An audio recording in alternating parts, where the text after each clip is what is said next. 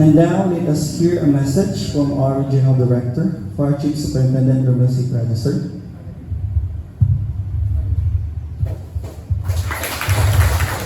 Good morning. Morning, sir. So, walang message, kasi may message na. We would like to guys to enjoin everyone to clean your area because we will have a visitor this Saturday. Our officer in charge, PNP, will be coming off to visit Region 10, especially the site visit ng ating future na regional office.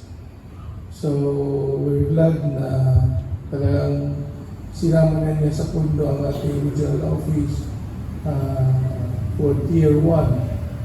That will be the first semester next year. So, expected tayo na the bidding for building upper construction will take place on the last quarter of this year. So, sigurado na tayo na meron tayong bagong regional office. So, naglinis, kailangan ma-arrange lahat yung mga basura na yung mga ibang mga gamit dalhin doon sa pain mo. Pati yung nandun sa gilid ng mga kasi dyan nang dumadaan parati at mga bisita dahil hindi pa tapos kung dito. Okay? And we must tawag ito. Be ready kung sino sa inyo ang masama sa kung sa unit sa gagawin sa airport at saka sa site. Okay? So, for the whole week ay kailangan natin magtrabaho ng tudo para sa kabukin ng region 10. So, sama-sama para sa Chester City. Thank you so much, sir. May we call on any announcement from different division and section, ma'am, sir? There may be none. Let us now sing with honor and pride the Bagong Pilipinas hymn to be followed by BFP hymn.